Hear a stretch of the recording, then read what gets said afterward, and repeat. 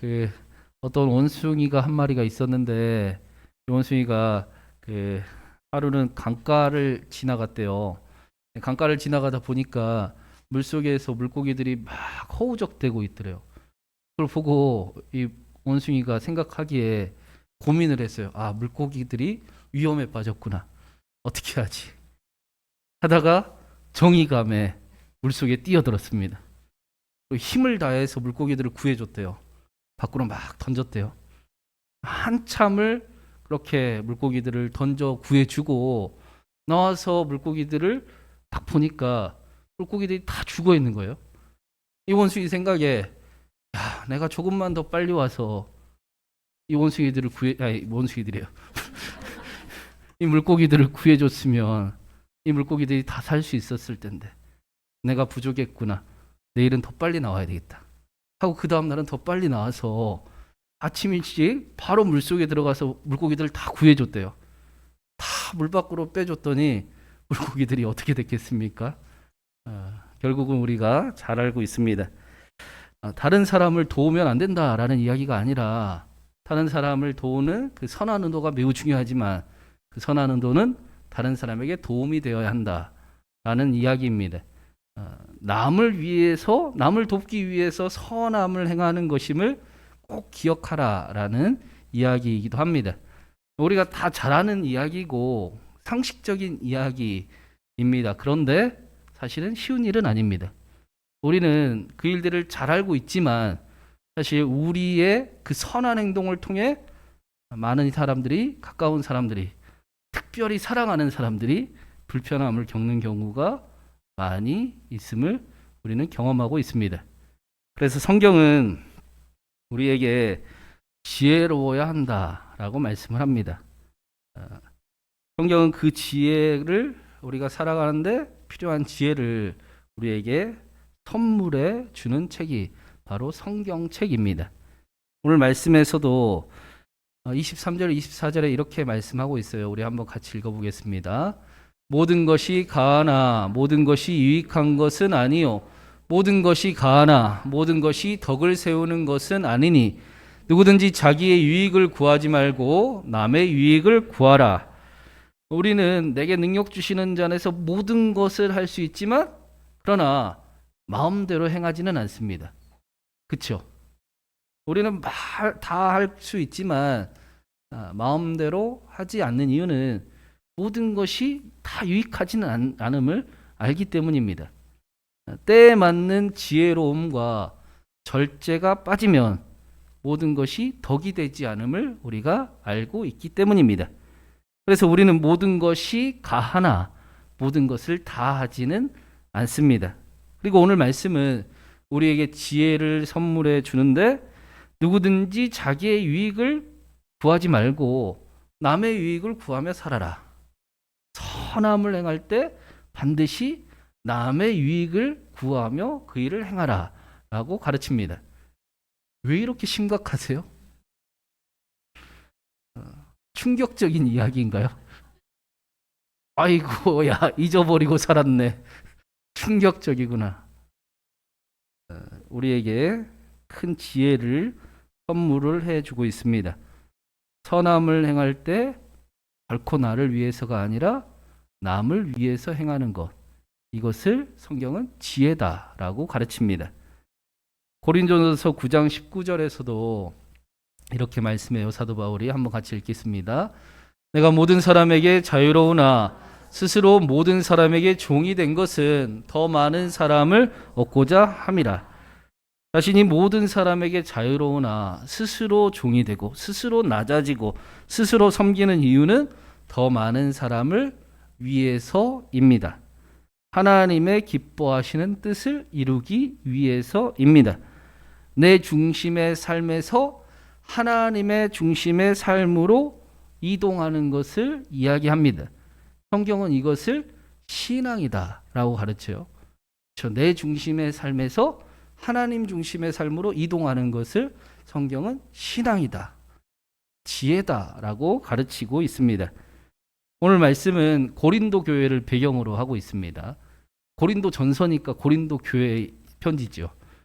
고린도 교회에는 굉장히 많은 사람들이, 다양한 사람들이 모여 있었습니다.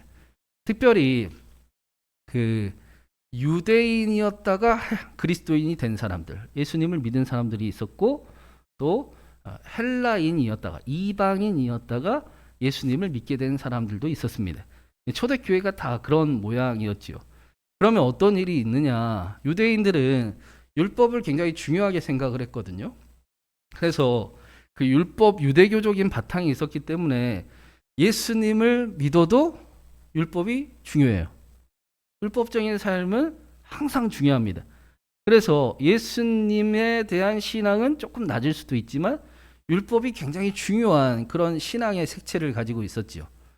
반대로 헬라파 유대인들은 이방신을 믿다, 그리스도를 믿게 되었기 때문에 율법적이나 도덕적인 삶보다는 예수님을 믿는 게 훨씬 중요했습니다.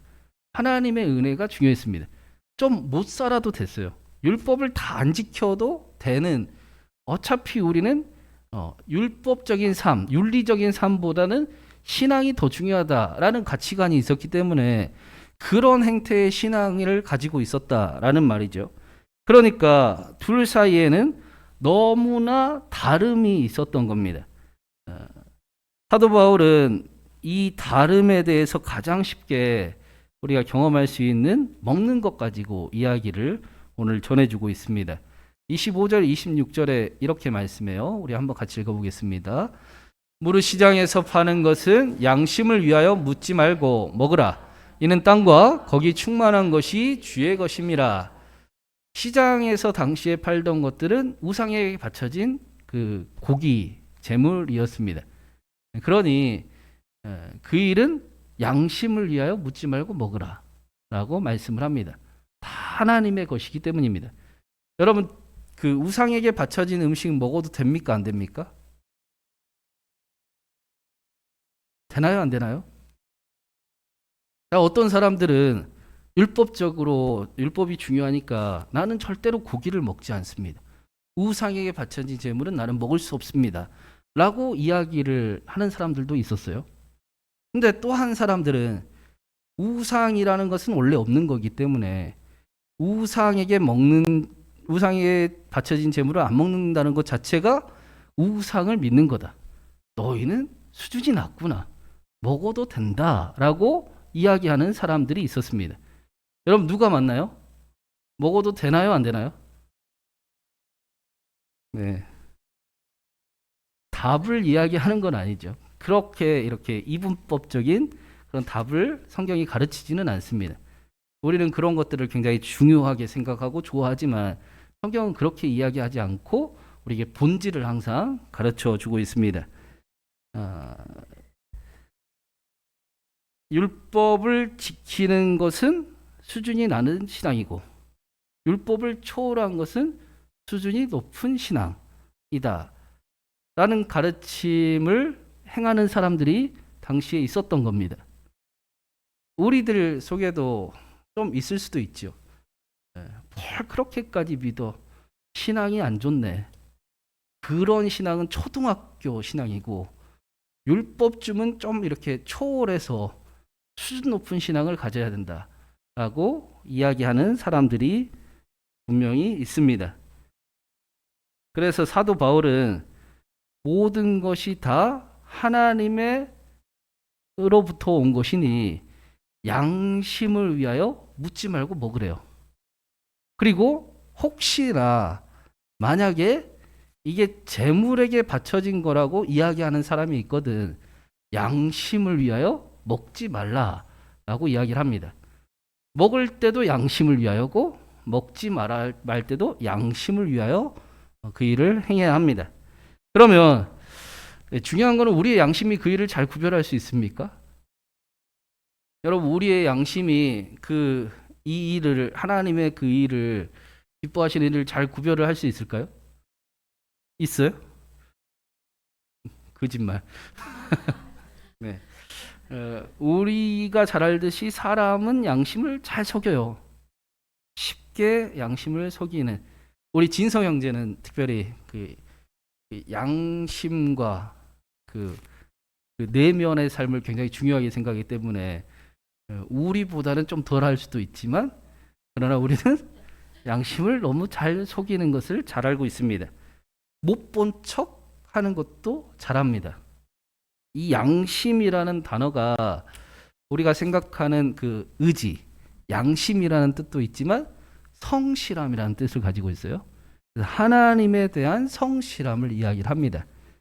쉽게 속일 수 있는 우리의 양심 정도로 그 일들을 판단하며 살아가는 것이 아니라 하나님에 대한 성실함으로 그 일을 대해라.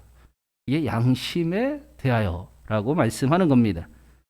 이 일이 정말 하나님이 기뻐하시는 일인가?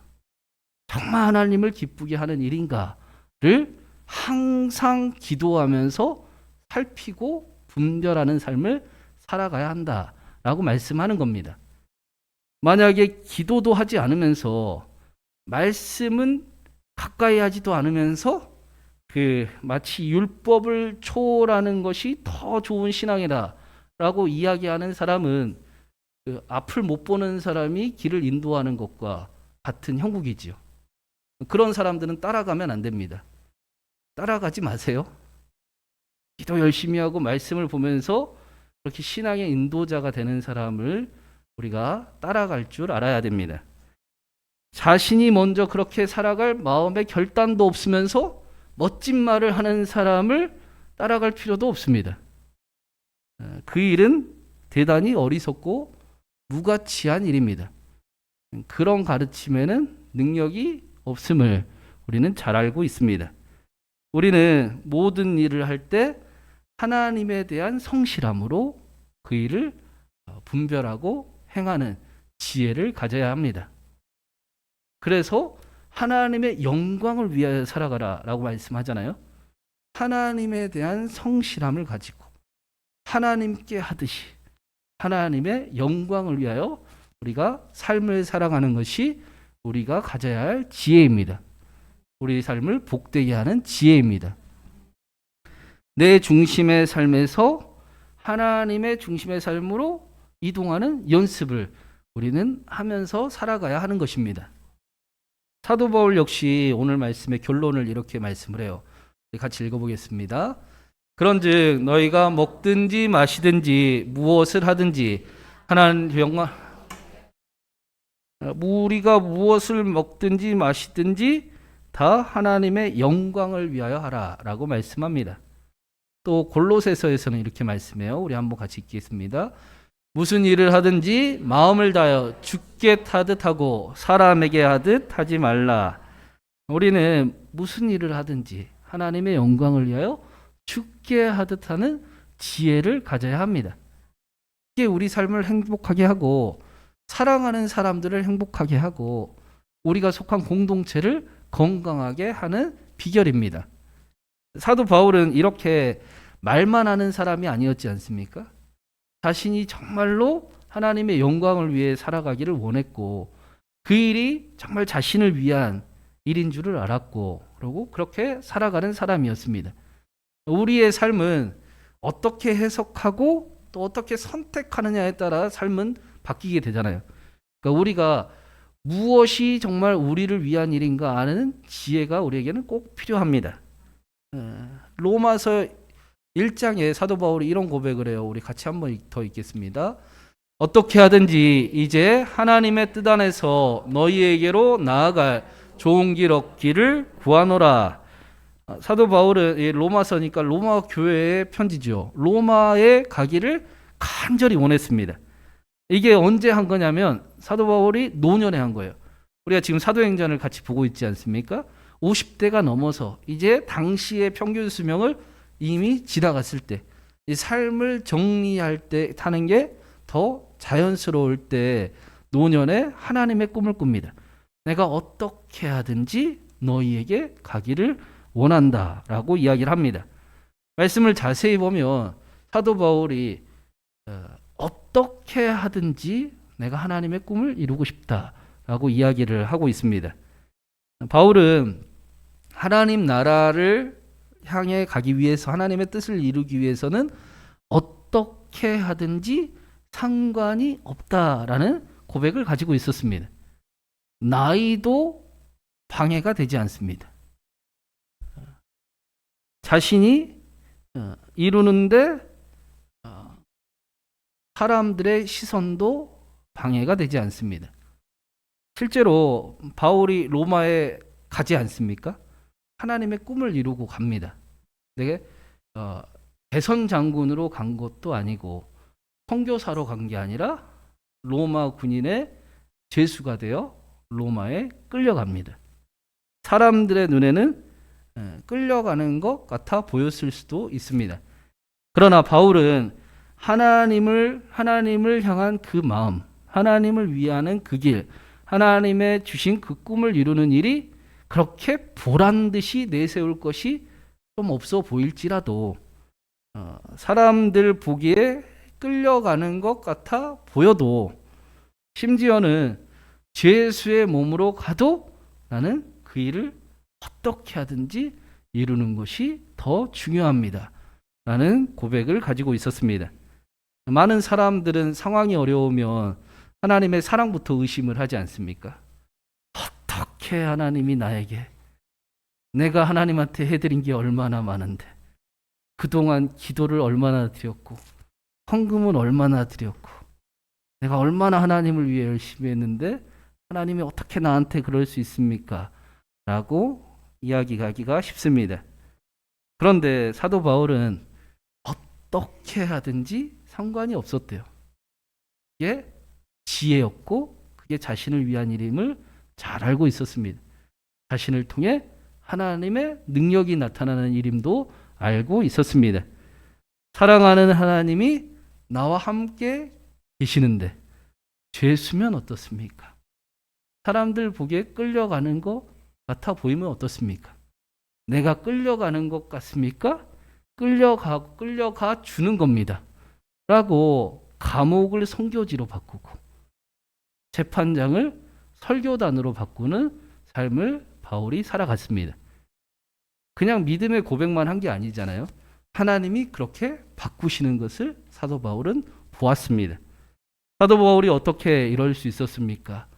하나님의 그 일이 나의 일보다 큼을 알고 있었기 때문이죠. 나보다 하나님이 더 뛰어나심을 알고 있었기 때문입니다.